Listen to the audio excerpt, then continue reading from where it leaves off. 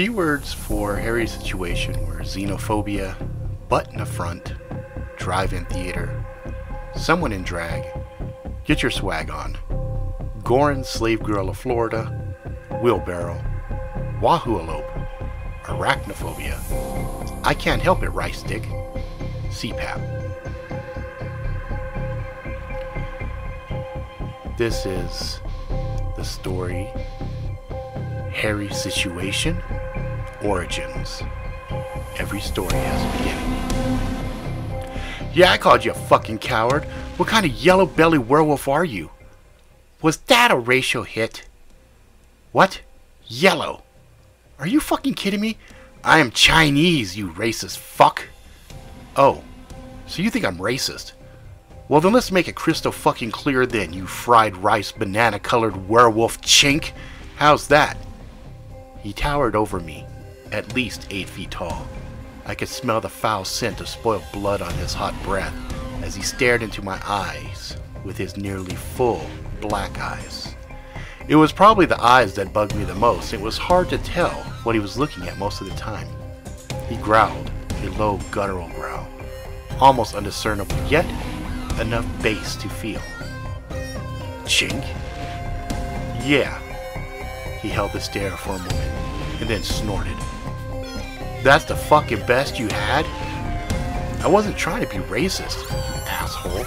I just don't get it. What? Why didn't you take that group out? I mean, I've seen werewolves tear through groups and groups of soldiers. But 3 women and a fucking yoked out midget? You were scared of that? Fucking disgrace to werewolves, man. Just saying. Dude, I told you, I don't fuck with midgets. Why? They had shit we needed. Then why didn't you get it? I shrugged.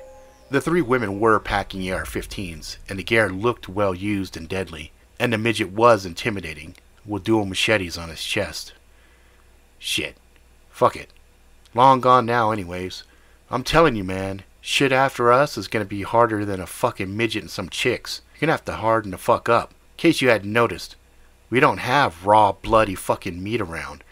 You need to eat. If the situation starts getting dire, don't you dare look at me. Jimmy smiled, which was somewhat horrific to see. He put a heavy pawed hand on my shoulder, and I didn't flinch. Bro, we're solid. Plus, you got that. He motioned to my finger and I nodded. Yeah, big fucking deal if you decide to munch me while sleeping. Munch you? Whoa, did we go from Monsterland to Gayland?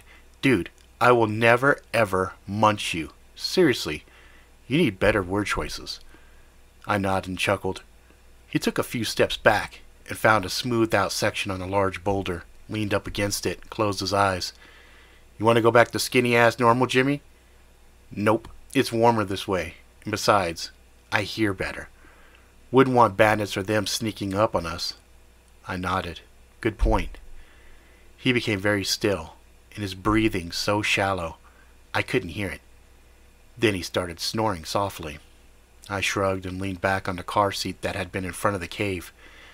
It wasn't comfortable, but it also wasn't uncomfortable. And when faced with a hard ground or an ice-cold boulder, the car seat was a no-brainer. I grabbed my backpack and pulled out a heavily scarred and scuffed-up leather-bound notebook. I grabbed the pen, flipped to a blank page and scribbled at the edges. When I saw the ink was running good, sketched out on the top of the page, my life with Jimmy, the werewolf. Monday, June 4th, 20th after fall. The beginning of the end. Dear reader, my name is Josh Jackson. My best friend, Jimmy Lee, is a werewolf. You might be wondering how I came to be traveling with a werewolf. I suppose the only way to really explain things is to go back to the beginning and go from there. Man, oh man, what a story. Now, I need you folks to understand something. The world we live in is not a nice place. And if you find this journal and you live in a nice civilized world full of manners and other niceties, please understand, we have a different set of moral guidelines than you may be used to. We may come across as barbaric brutes, but we never set out to do no harm. Never intended things to happen the way they did. Anyway, here's the story. Jimmy was taking his sweet time, as always, opening the front gate to the shop we owned. Yeah, we had ourselves a decent little setup. The shop was known as the shit trade because people would bring us their shit and we would trade stuff they needed. In a manner of speaking, we were kind of rich, you know. We had food wafers, and some were actually pretty good. I ain't saying how we got them. We had a couple cases of them. And then we also had water. Jimmy was a lot of things, but one thing that made our partnership so damn successful was his ability to sniff out good shit. And that was before he became a werewolf. I was getting impatient, was harping on his ass like I always did. Come on, fucker, open the damn gate already. No response from my earpiece. Yo, Jimmy, we gonna open this shit up or what? Yeah, give me a sec. This shit don't happen instantly. Takes a second. I sat and waited impatiently. I didn't know why, but I was anxious. I had a feeling that the day was gonna be a good one. In our business, it was feast or famine, with the emphasis being on the famine. Shit, we all were. After the fall, shit was straight hell. People died and continued to die. I was a kid when it went down and was lucky as hell. My folks and Jimmy's were close. I grew up with him and he was like my adopted brother. Nah, fuck that. He was more than that. He was my brother. The shit we had to endure those early days, wow. But all it did was make us stronger, smarter, and better than the next scavenger. Jimmy was in the back room. He always sat back there. Somewhere along the way, probably after we watched our folks get slaughtered and our mothers raped, in that exact order, Jimmy got a few quirks. One of them was xenophobia, fear of people. Made fucking sense to me. So as time went on, I was the one who dealt with people face to face. And Jimmy, well, Jimmy would sit in the back room and he'd watch my back. Literally watch my back. We had 2 massive rifles mounted on turrets and they were auto-controlled with heat sensors and some tech that Jimmy understood and I didn't. But they worked and that's all I cared about. Sometimes the software would fuck up and then Jimmy would have to use a joystick and do it old school by hand. He was good there also. Loved him some games. I was better at dealing with people, so I was in the front, he was in the back. Come on, Jimmy, time's money, time is money. Yeah, give me a sec, you fucking bastard. I could hear the grinding of something monstrously metallic in the walls around me. Massive machinery groaned, and then a crunching sound as the gears were engaged and started working their way to pulling the gate open. Crunch, crunch, crunch, ding, crunch, crunch, crunch, ding, crunch, crunch, crunch, ding, crunch, crunch, crunch, ding. Low whine and groan. Then a loud metallic bang would ring out. The massive lock slammed down and held the gate in place. It was the same almost every morning. The gate would make a ruckus, and people would hear it, and would start clamoring to the shit trade with what they had been scavenging, stealing, murdering for, or selling their bodies for. It was a dirty business, but we were happy to be on the other end of the transactions. Easier to barter and trade than hunt for. Safer for the most part, too. Especially after we had upgraded the shop with weaponry. We laid down the smackdown maybe once or twice a year, and people knew not to fuck with the Hammer Brothers. What? We couldn't decide on what name to choose as our shared one. We didn't like Lee, and he didn't like Jackson. We decided Hammer, since it was the instrument. We had liberated ourselves from the bandit and killed them on the way out after what they had done to our parents. We still had the bloody bashed up thing hanging on a wall above the main divider wall and between the cannons. There was about 20 people patiently waiting, and I knew they would be getting impatient as the morning would progress since the sun would come out and the heat would rise. It got fucking hot. Jimmy would spout out numbers. I'd simply ask him if it would get melted ballsack hot. Yes or no. Easy. But no. His little ass would always go on and on about environment and irrevocable damage we had done with the fall, blah, blah, fucking blah. In addition to the wafers and water, we had a small supply of credits, which in our mind was worthless. As far as we knew, we were the only shop around that even had the shit. We kept a few thousand on hand because sometimes traders from other places would come through with some good shit and we'd use credits for it. We had some gold and some silver as well, not much, but some. The food and water, though, that was our bread and butter. Sometimes folks would stumble on to really, really valuable stuff. Ammo was always good. Some tech, if still intact with solar or salvageable parts for Jimmy to make some crazy shit, would work out well. especially for the annual tribal gathering where everyone, and I mean everyone, would go with their best shit and trade like the whole world was ending. Again. The town we had staked our roots in was simply known as 74, because it was exactly 74 miles in any directions to hit one of two things. Towns. To the north, south, southeast, and west there were towns. The other directions were desert wastelands, especially to the east. You fuck up and head that way, you were pretty much good as dead. Nothing was there. At least, that's what we were told. The town to the north was Northgate. It was a massive trading location with heavily fortified walls.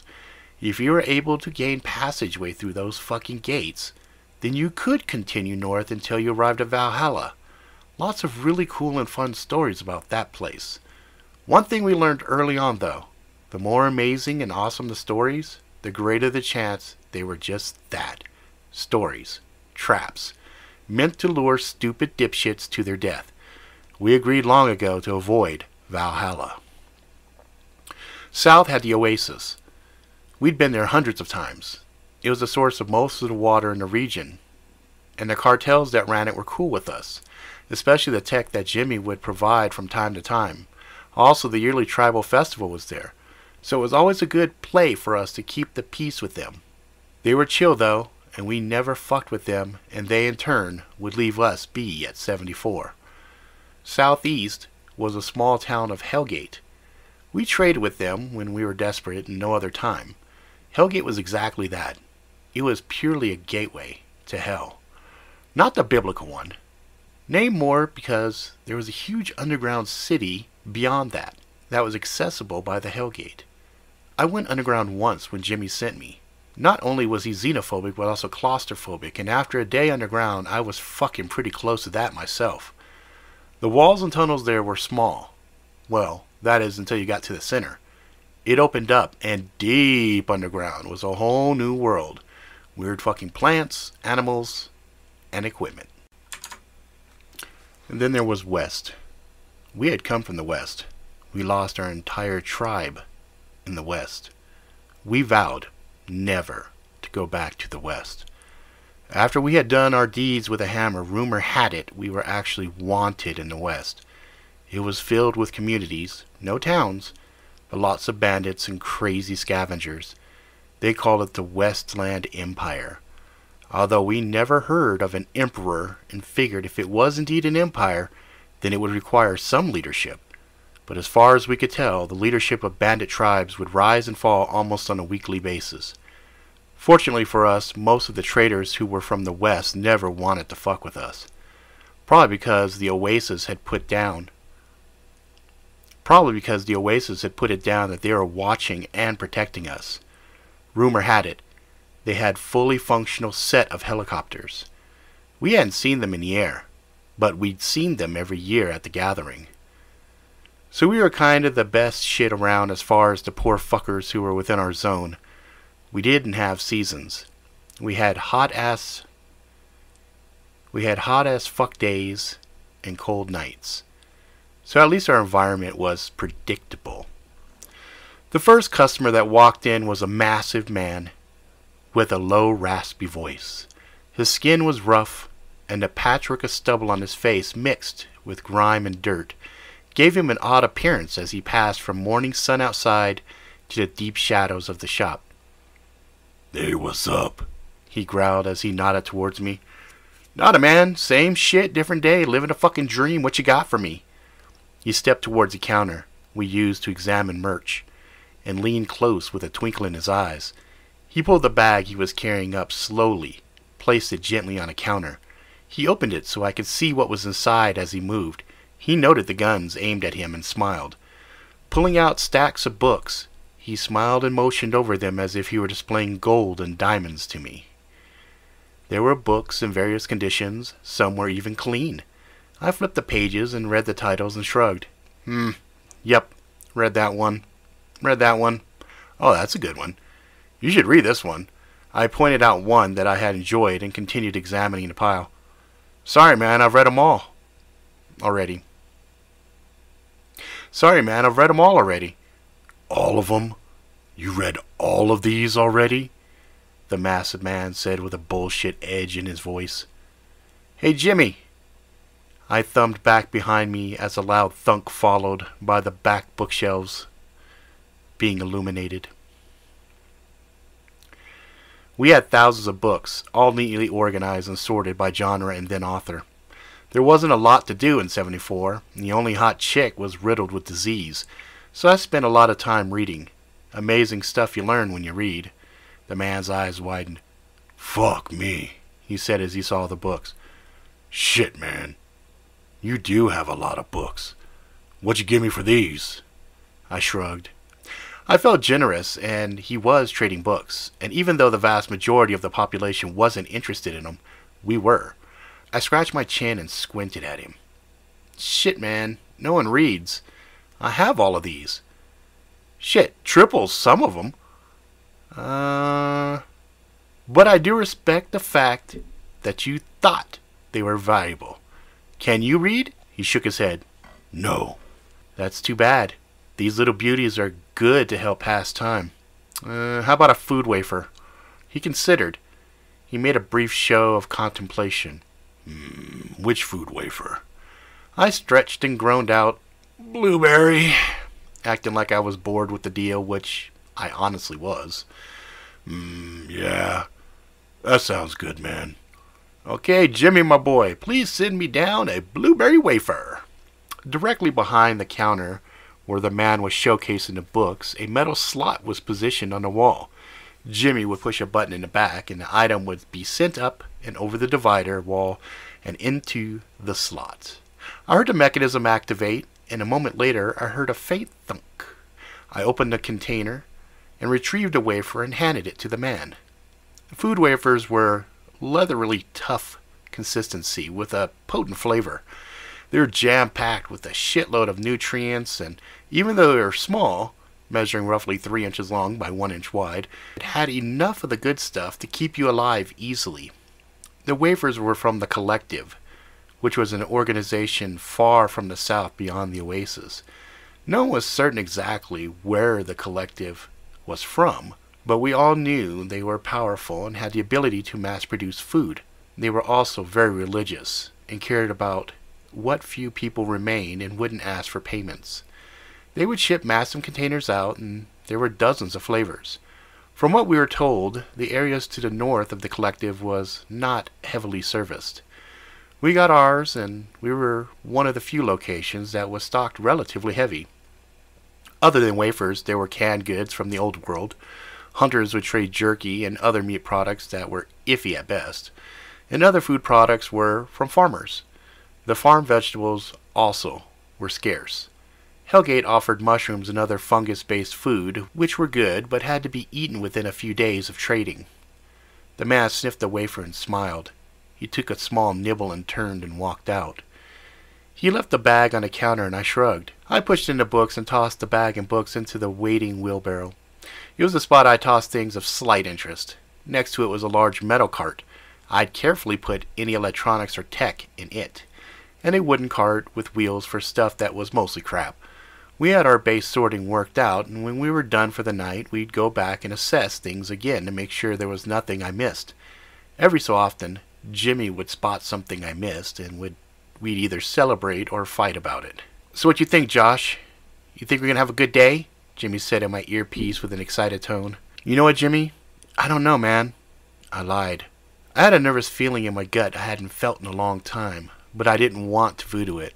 My daddy used to tell me, "Don't ever say shit out loud, 'cause the world will hear it and will snatch it away." And ever since he had told me that, I was very superstitious, and I would never say it out loud.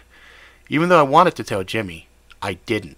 Instead, I said, "Let's just see what happens, okay? You know? It would be nice if you came out here and dealt with these fuckers for a change." "Dude, you know I have xenophobia." He cut me off quickly. "I can't deal with fucking people. I freak the fuck out. I can't negotiate. You know this." "You know why. You're just gonna have to deal with them like you always do. Plus, I'm a better shot if things get hairy." I nodded. Yeah. The next person walked in, a woman. At least, initially I thought it was a woman. I paused and looked closer. Jimmy was there in my headset. Dude, is that a chick or a guy? What the fuck?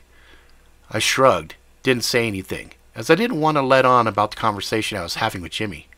Holy fuck, dude. I think that's someone in drag. I'm not sure that's a fucking chick. You better be careful. Remember the last time some dude came in dressed like a chick? I nodded to myself. He was right. Once before, a guy had come in dressed up like a chick. He was a large, nasty man with sweat marks through the entire dress. Thankfully, he set off both of our alarms as he had entered the shop. Not like he didn't stand out like a fucking beacon. Sounded like a beginning of a bad joke. A guy in a white wedding dress, soiled and stained with obvious sweat and piss, walks into a trading post. He had a rifle, tucked between his legs, and when he had tried to pull it out and shoot my dick off, Demi had splattered the fucker all over the front of the shop, as well as all over two shocked ladies who had thankfully followed the rules and stood behind the marked tape on the outside of the shop. So instead of them also catching rounds, they were only covered in blood and bits of flesh. We compensated them with 2 wafers each. Can I help you? I asked the she-man. Yeah, she began with a high-pitched, whiny voice. What do you give me for this? She was violently scratching her neck, and there were deep scars that ran along the surface of her skin. She was obviously strung out on Blisted, a highly addictive drug that gave the user extremely long highs. Stupid long. 1 hit, and you'd lose days, then weeks, and then months. If you didn't have someone looking after you, it was a death sentence. People would starve to death. Coming down was rough, itching so bad that users would sometimes tear large chunks of flesh from their bodies. With the scars on her neck, it was obvious she hadn't gone the full track yet. She was just about in the middle. I had seen it dozens of times before. I looked back beyond the attic and saw a small child waiting, just beyond the line, watching carefully. I shook my head in disgust. Shit! It's a zombie man! I nodded. Fuck! Kid must be a watcher then. The person, which I was leaning closer to believing was indeed a woman, hastily searched a purse with gaunt, skeletal hands. I examined her closer, and there was a small part of me that pitied her. She could have been a pretty woman once in her life, but the thing in front of me now looked as if she had been thoroughly abused, so drained of any semblance of humanity to end up looking like a weathered husk of a man. She pulled out an odd-looking piece of rubber and some plastic pieces. What the fuck is that? I asked as I examined it. She put it together, and the rubber piece attached to the plastic pieces and then assembled. I saw it was some sort of mask. It didn't look like it provided any source of protection for the wearer. It's for a CPAP, she said with an expression of disbelief, as I should have known what a CPAP was. What's a CPAP? It's a mask people used to help them sleep when they had sleep apnea. They have to use a CPAP. Sleep apnea? What the fuck is that? The woman looked frustrated. Then I realized part of why she looked so haggard was she was old. Very old. And she was most likely a survivor, like our parents had been. She had artifacts from before the fall. She knew what they were. She had probably known people had used them. I wasn't sure of the value or even if she was full of shit. 1 second. I put my hand on my earpiece, making a show that I was talking to someone. Hey, Jimmy. Yeah, Chief. Can you look up a thing called a CPAP and let me know what the fuck it is? Yep, 1 second. I could hear keys clicking in my headset and knew he was using one of the terminals provided to us from Oasis. It was something that Jimmy and a hacker named Plan B had been getting dialed in. They were splicing into collective tech. There was a thing called the Internet before the fall. After, a new system was born, and it was called the data stream. A few brains from the old world had been gathered by the collective to recreate some of the uses of the Internet. There was a search engine called the Wahooalope search engine, which was a tool we would use to communicate with other trade shops and research things. There is an entry here for a thing called a CPAP. It does have a rubber front piece like that. It does have a rubber piece in the front like that that's being used, but no one has used it in a working CPAP for sleep apnea for at least 15 years. Okay, you said it is being used, though. Sorta. Okay, like how? Is it valuable? Depends. Could be. But yeah, some people use it as an improvised cock ring. Cock what? Cock ring. What the fuck is a cock ring? The woman in front of me giggled a hoarse, nasty sound. Yeah, they slip it on their dick to keep it hard. Seriously? Yeah. Okay, let me get this straight. People take some shit that used to go on the face to help people with some kind of sleep disorder, and now they use it to keep their dick hard? Yep, no shit. It worked? The woman glanced down and I shook my head at her, flashed her warning glare. How would I know? Shit, I figured since you're Chinese and all. You know, small dick. Ha ha, fucking ha, fuck off. What's the value? He thought for a moment. I heard more keystrokes. I sent a message to PB. He may offer something cool in trade. Other than his dumbass. No idea. Give Miss Nasty a wafer. Get her the fuck out of here. I nodded. Okay, tell you what. We'll give you a blueberry wafer for it. You have any other flavors? Jimmy was getting frustrated, was about to say something, and then paused. Fuck. Offer a chocolate one. Chocolate? Whoa. Chocolate was a prized wafer. Tasted better than the rest and actually had bits of cocoa in it. We almost never handed out chocolate wafers. I was about to say something when I noticed the kid. We got chocolate. Oh, hell yeah. I'll take it. I heard the transfer and the slot, retrieved the wafer, and she dropped the mask on the counter. I watched as she left the shop and thankfully handed the small child a large piece of the wafer. You're a good man, Jimmy. Yeah. Kid got a good piece? Yeah, lady gave the kid more than 75%, I think. Thought so. She wants to keep her watcher alert and healthy. Think it's her kid? Fuck no. We both were silent. Life was cheap. Sometimes people would sell their kids, give them away. Sometimes the parents would end up dead and kids would wander alone, and if lucky, find someone to look after them until they were strong enough to handle business on their own. I grabbed a dirty rag, wrapped up the CPAP plastic housing unit, tossed it back into the wooden cart. I threw it in Woody. If PB wants it, you can get it. I'm not touching it. Okay. The next customer waddled in and I fought hard to hold back a laugh. To call the person I was staring at fat would be a gross understatement. They were so far beyond fat that the massive bulbous belly that hung in front of the person had the large divide going from top of it past his belly button below. It hung so low beyond where it should, it was by far the worst dick-do I had ever seen before in my life. For those readers who do not know what a dick-do is, it is a belly that hangs more than a dick-do. As the person made his way into the shop, I couldn't help but think he looked like he had a butt in the front of him, as well as his large ass in the back. It was the most ridiculous thing I had seen in a while. It literally looked like an ass walking forward towards me. He nodded at me in greeting and began with a slow drawl and a distinct accent. Howdy. I have something pretty neat, he said, and something in his tone pulled me away from staring at his massive build. Yeah, what's that? I found some good stuff over by the drive-in. I was like, drive-in? What the fuck is a drive-in? You don't know what a drive-in is? Dude, do I look old as fuck? No. You're the old motherfucker. Why don't you enlighten me as to what a drive-in is? Okay. You remember the old movies? Yes. You remember cars? Yes. Back when I was a kid, we used to drive with our cars to a movie, where you would drive to and then park. You'd watch the movie in a drive-in theater. Oh, wait a second. You talking about the old swap meet spot? Yeah, they did make it a swap meet later, but in my day, it was called a drive-in theater.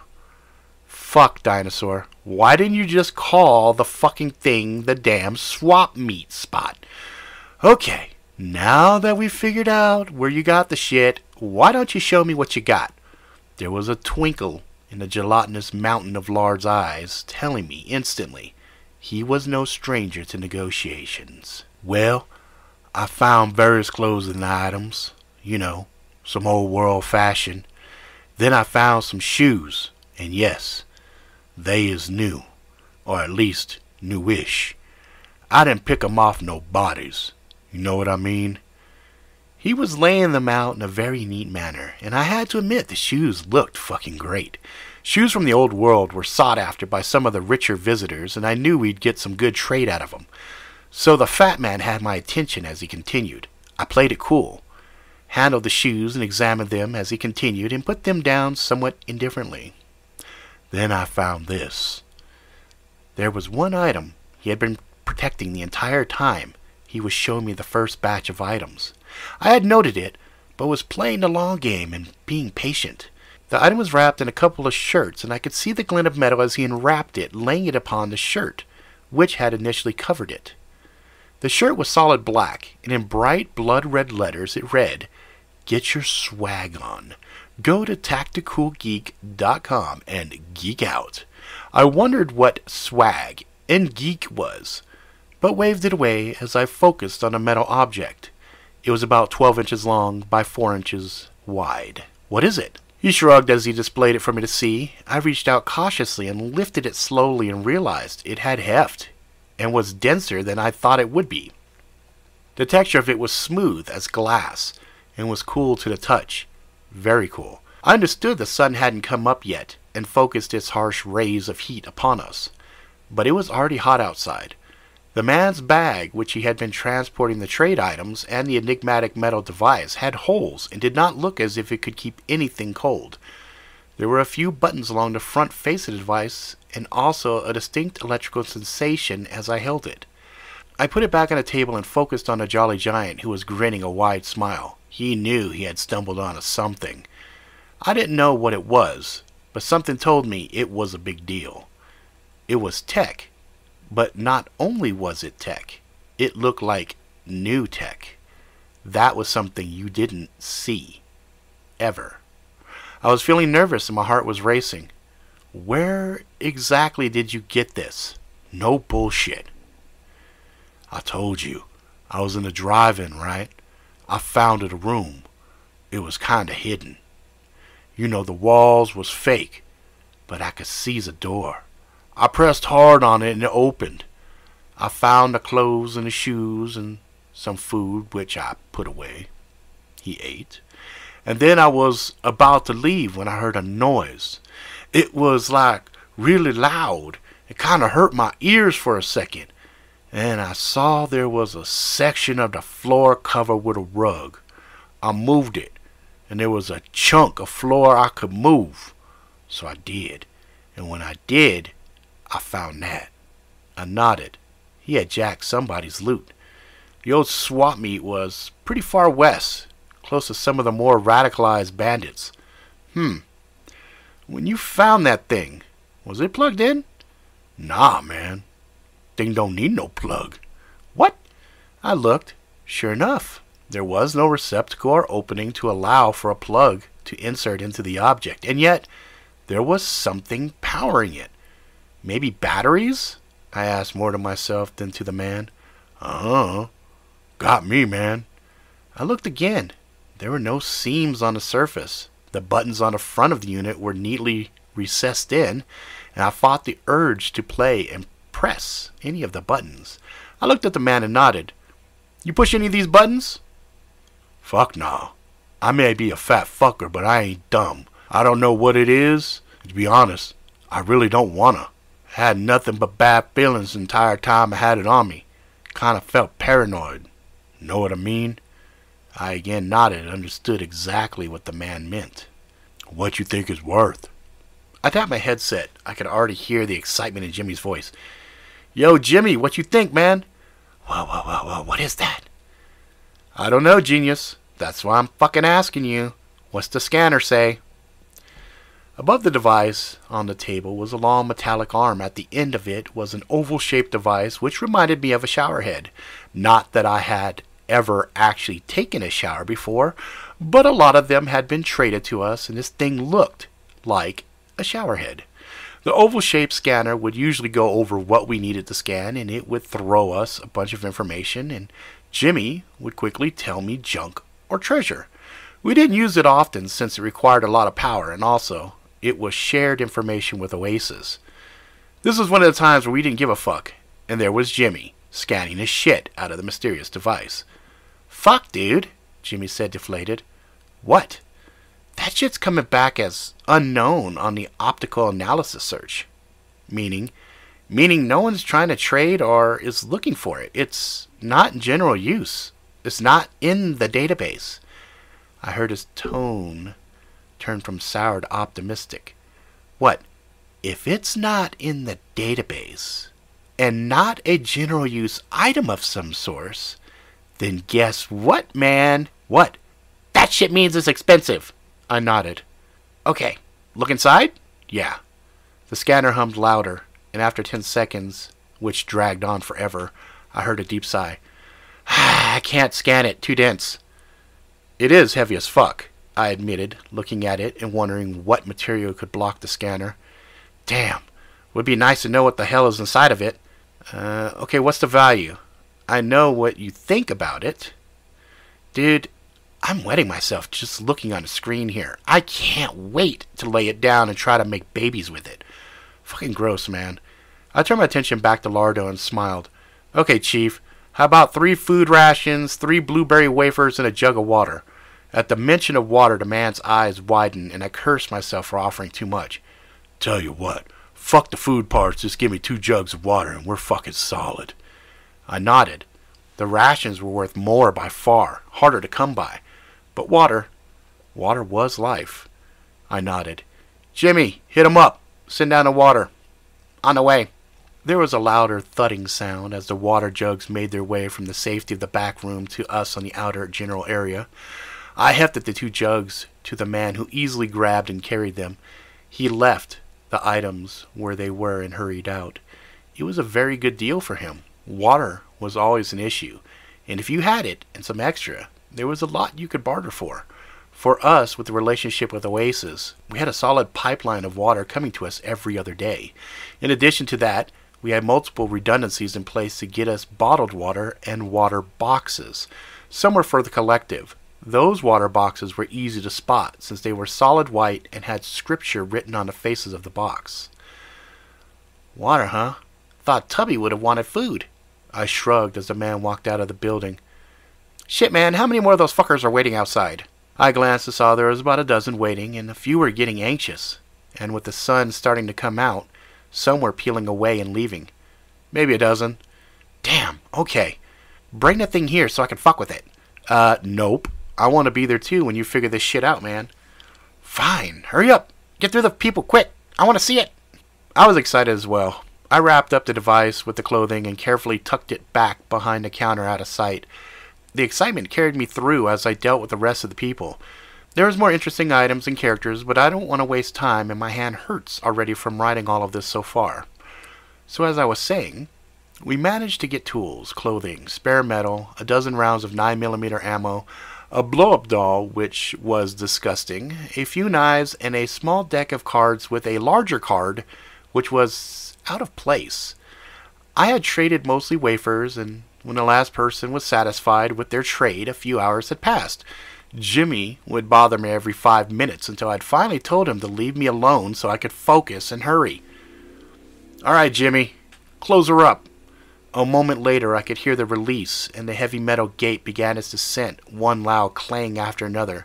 After 4, the gate had settled into the slots in the ground, and I could hear the bolt from the back room lift up, and the door there creaked as it swung open. Jimmy walked out.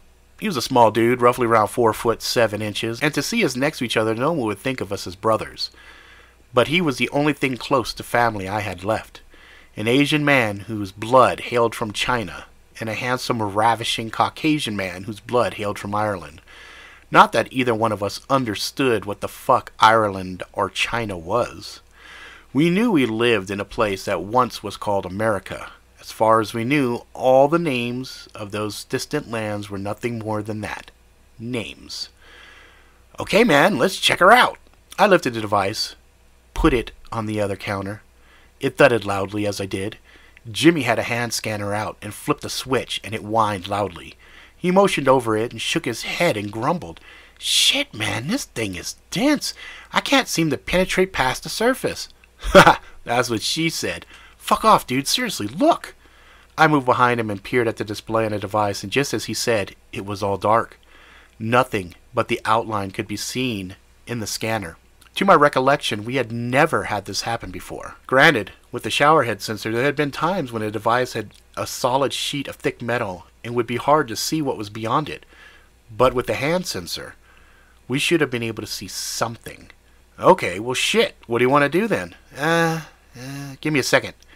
I was getting more and more anxious. The unknown was getting to me. What was it? Who had made it? Why had they made it? What was it worth? "Come on, Jimmy, just a reminder, we handed out 2 jugs of water. Even with our hookups, that's a lot of water. Please tell me this is something good." Yeah, shit, I'm thinking. I just need a second. Stop fucking riding me, man." "Dude, I can't help it, Rice Stick. I want to know what the fuck is inside of there." "I get it. Okay, let's see." He started running his hands along the edge of the surface of the device, looking for something. He was at the top of it when he jerked his hand back and screamed out in pain. "Ouch! What the fuck?" There was a small metallic shaft of metal, which reminded me of a large needle that you would see in the old cartoons of nurses and doctors. It had a small bit of flesh on it, and I could see blood. Jimmy was holding his hand, and a small trickle of blood ran down his support hand. "Oh shit, dude, you're bleeding." "No shit. Somehow that spike or whatever snagged on my fucking hand. Damn it. Fucking hurts, man." He ran into the back room and I could hear him rummaging around, and then he returned with a medical kit. I opened it for him and he pulled out some items, began cleaning the wound and pulling out bandages. As he cleaned his hand, I saw the cut. It was nasty and deep. "Fuck, man, I might have to stitch you up." We'll see." He continued to clean it up, and I helped him hold the bandage in place, and he was quick and efficient. We had sewed each other up and bandaged more injuries than we could recall. "Hey, remember the time Maggie Redclaw found out you were fucking her cousin?" Jimmy's eyes went wide as I conjured up the scenario for him that he had tried to forget. "Dude, fuck off. That's not funny." "Dude, I had to stitch up your dick, man. She cut that shit pretty close." "Oh my fucking hell. It wasn't that bad. I don't know about you, but if I lost anything down there, I would have been suicidal." He finished the bandage and smiled at me. He had understood I was distracting him from the pain while he worked. He tossed the trash away and was closing up the kit. I glanced back at the unit and noted that the bits of flesh that had torn off of the device was gone, and the needle began to fold back in on itself slowly. Hey, Jimmy?" "Yeah." "Is that shit supposed to do that?" Jimmy turned and looked as the metal barb disappeared into the device. I had a sinking feeling. "Jimmy, I think maybe that thing stuck you on purpose, man." "What? Why?" "Do I look like the kind of motherfucker who would know the why? I'm just saying, I got a bad feeling about that shit. How you feel?" "Fine, I guess." I looked at Jimmy and noted the top of his hand opposite from where he had gotten hurt. There was a darkish coloration beginning to form on his skin. I didn't want to alarm him, but also knew I was out of my league with what I knew. Then it occurred to me, the search engine might have information from the forums. There were groups of traders who would use the Wahoo, and one of the sections of it was a thing called forums. I had seen Jimmy use them before when asking questions about things we didn't know. Dude, I'm gonna go use the Wahoo and see if there's info on people getting booby-trapped, or maybe even you might have searched wrong. I paused for a second. No quick jokes about boobies. I knew something was wrong. He never missed a chance to drop a boob joke. Yeah. Go ahead then. I ran into the back room, sat down in Jimmy's chair, and examined his computer screen.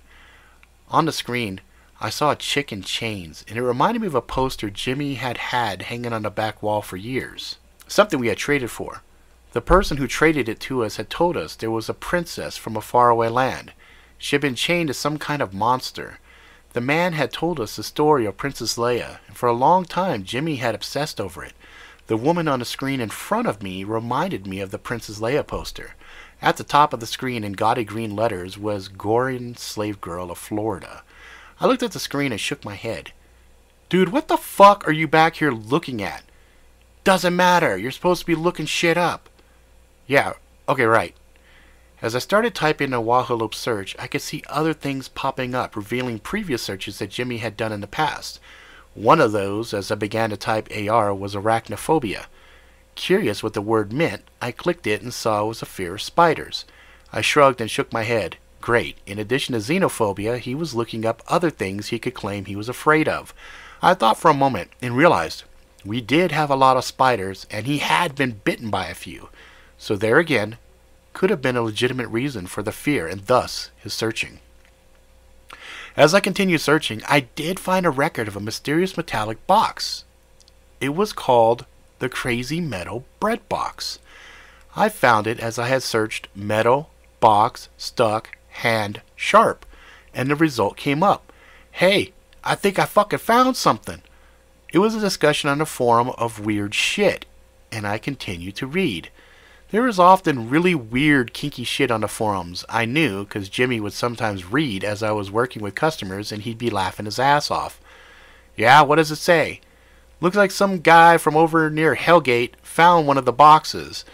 They were saying how shocked they were that the thing stabbed one of the workers who had been carrying it in for scanning. Ouch! I heard something in his tone, a pain I'd never heard in Jimmy's voice. Real fear. He claimed to be afraid of things, but I always felt it was more of him being lazy than actual fear. The tone I heard as he cried out in pain caught my attention in a flash. I ran to the doorway and stared out at him. What? My hand. It hurts worse. Burns, too. It's like lightning bolts shooting up my arm now. Come here, let me see. He walked to me, and I noticed he walked with a slight stagger like his balance was off. I examined him. His skin had turned slightly more yellow than it was supposed to, and under any other circumstances an ethnic joke would have been mandatory. But not at the moment. I saw the corners of his eyes were blood red. The eyes themselves were getting swollen. The veins on his neck were throbbing, and dark coloration I had noticed on his hand and had traveled up his body and was visible not only in his neck, but in his face as well. Fuck, Jimmy, come here. I took him by the arm and maneuvered him to the large plush couch we had that sat next to the mini fridge. I waited for him to sit, and when he was trying to get comfortable and failing, I fetched him one of the few bottles of water and handed it to him while I placed the back of my hand on his forehead. He was burning up.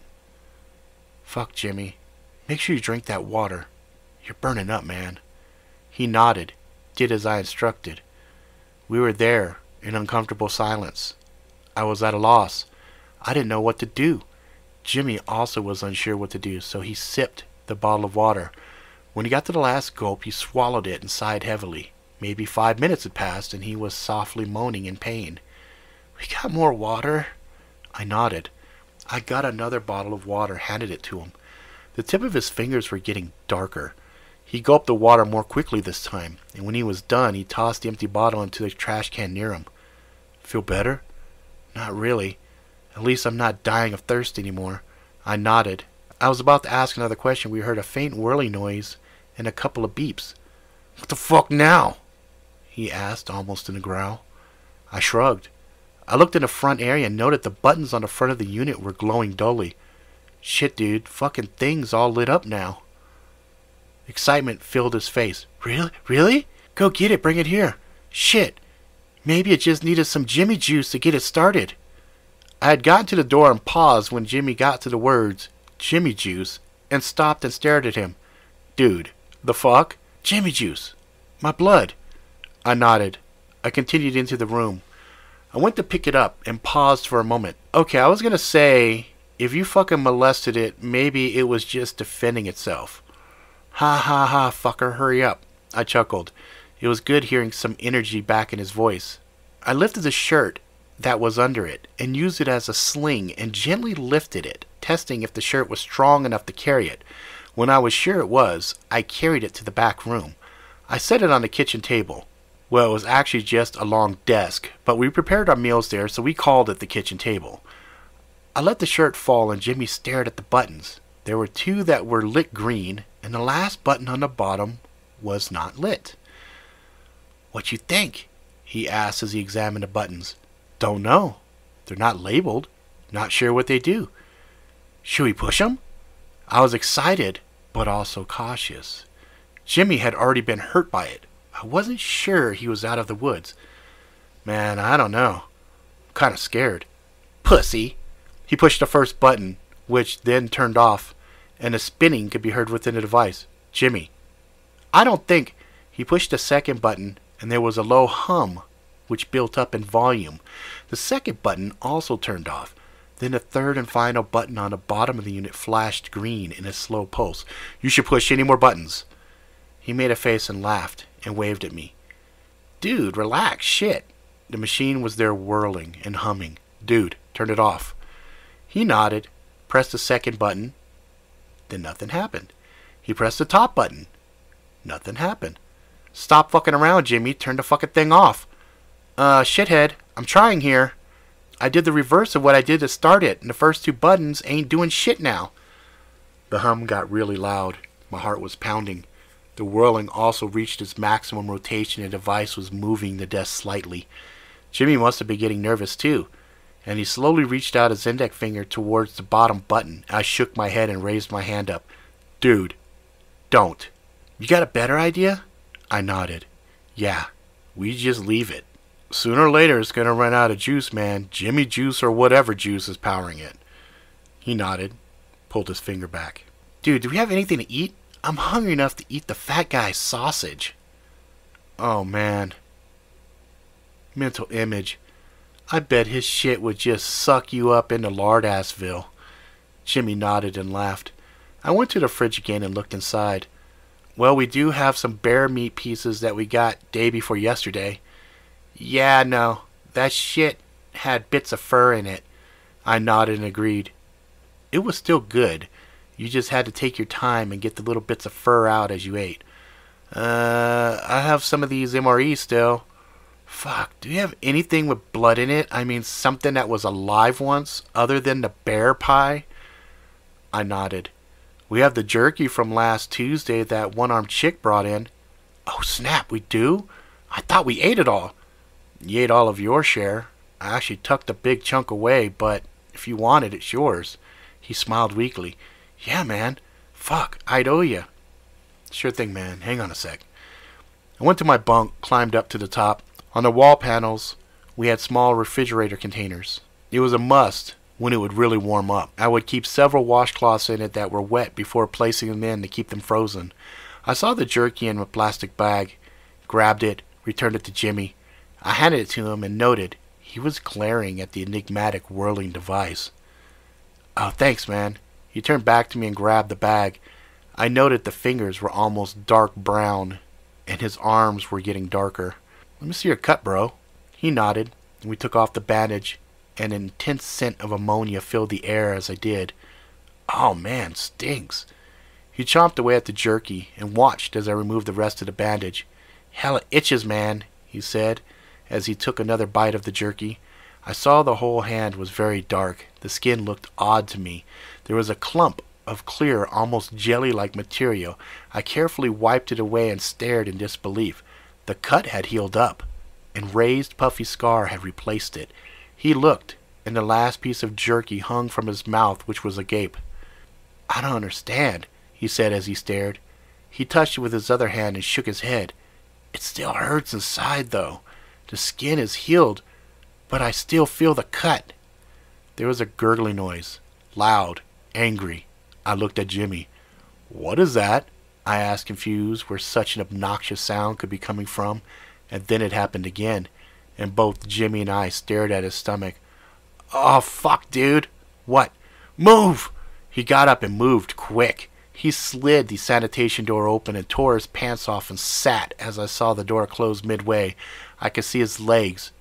They, too, were changing color. He shit and screamed then. I felt horrible. There was nothing I could do. He was in agony. Dude, what can I do? Nothing. Almost done. He cleaned himself up, stood, pulled his pants up, stepped out of the sanitation room, and then vomited. Black, thick, nasty, foul vomit hit the floor with velocity, and even across the room I could feel the heat and smell the foul stench. He turned and continued to vomit. I stood and grabbed the dark gray bag of cleanup dirt. I opened and poured it down on the vomit, and it sizzled. Dude! Jimmy turned and looked and nodded. I covered the entire area which had initially vomited and handed him the bag. He poured it in a small enclosure and shook his head. What the fuck, Josh? I shrugged. Sit down and relax. No more food or water for a bit. Let's let your body rest. I think I might lay down. Oasis to HB, Oasis to HB. HB, Hammer Brothers. Shit. I wondered what they wanted. Jimmy motioned for me to hand him the communications device.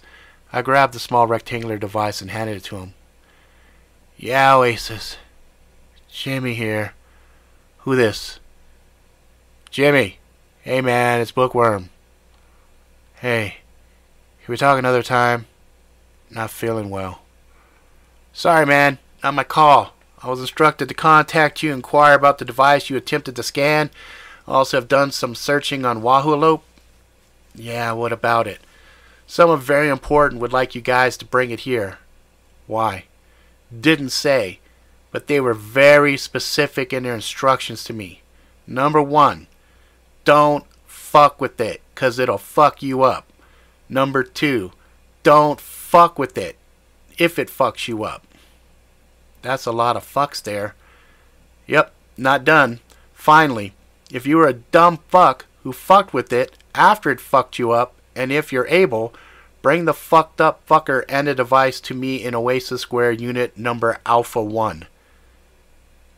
Did you say Unit Alpha 1? Jimmy asked, surprised. That sounded familiar to me and I couldn't recall why. Yep, I sure did. Okay. We'll start out in the morning. Feel too much like shit. Man, you okay? You sound funny. Never better, man. Living a fucking dream. The lights in the room flickered, and there was a power surge. Hello? Asked Jimmy, and nothing happened. Battery died? He nodded, stared at the communicator. Shouldn't have, though. I had it on a charger. What's Alpha 1? I asked. You don't remember? No, should I? I mean, sounds familiar. Familiar? Dude, you're so fucking drunk. The fucking chick. You know, Senator something or something's Charisse? Oh, fuck. Oh, fuck is right. You laid pipe with her. And she was talking marriage and shit, and you straight ran. Jimmy was right. I had been doing a water run a few years back, and while waiting for a shipment to be prepared and loaded, I had half a day of downtime. Jimmy was in the shop, and I was flying solo as usual, on account of him having the supposed xenophobia, which, again, is bullshit. I had ran into Charisse, and we hit it off and shared a meal. She challenged me to a local drinking game, and I did not know at the time women of Oasis can fucking drink. Not only can they drink, they can fuck. I swear to the old gods, she had literally tried to kill me by fucking me to death. But I represented the Hammer Brothers and laid the mighty smackdown, and once I was sure both parties were satisfied, I passed out. The next morning, I was woke by the glorious smell of cooked meat. Real meat. And there she was, all smiles, with the rest of my life planned out in her eyes. She hadn't said anything, but there was something in the way she spoke to me, something in the way she said things that hinted she had things planned for me. When it was time, I snuck out and thought I had escaped the fate which she had planned for me. Oh man, Charisse. I wonder how she knows about that thing. Who cares, man? We could bring it in the morning and maybe she'll have a fucking huge bounty for it. One small problem, man. What? You don't leave, remember? Xenophobia? Yeah, but I fucking hurt so bad, I don't care, man. Maybe she'll have some sweet sisters who'll want to rape me and marry me. If memory serves me correctly, I think you mentioned real meat? I nodded. Yes I did. Well then, brother of mine, I think I just need some fucking sleep. Then in the morning, you can load me, the dumb fuck who fucked with the fucking device itself, into the cart, and we can strike out for Oasis. Sound like a plan? I nodded. You got any sleep tranks? Tranks? It's probably the only way I'm gonna sleep, with the pain and the stupid thing making noises. Plus it's the middle of the day. Got a better idea? I shook my head and retrieved the tranks and the gun. We had it in case there was a customer that got psychotic or if someone started to show signs of the shakes. I had never considered possibility of using it on my brother. Don't be a pussy, just shoot me in the ass. You keep talking like that and I'm gonna see if Sharice has a brother for you. Yeah. He rolled into his bunk, turned away from me, and I aimed and shot. There was a quick whoosh and a thunk. The dart was sticking out of his ass cheek. I waited until I heard his faint snores and retrieved the dart. I placed the gun and the dart on the side table and went back to the front of the shop, examined a few books, and randomly picked one. I returned to the room and climbed into my bunk, flipped on my overhead light, and began reading. Throughout the day and into the evening, I heard Jimmy moaning, and a few times he growled and startled me. When night finally came, I put the book down and flipped off my light, closed my eyes to sleep. I could hear the device still whirling patiently. It was as if it had all the time in the world.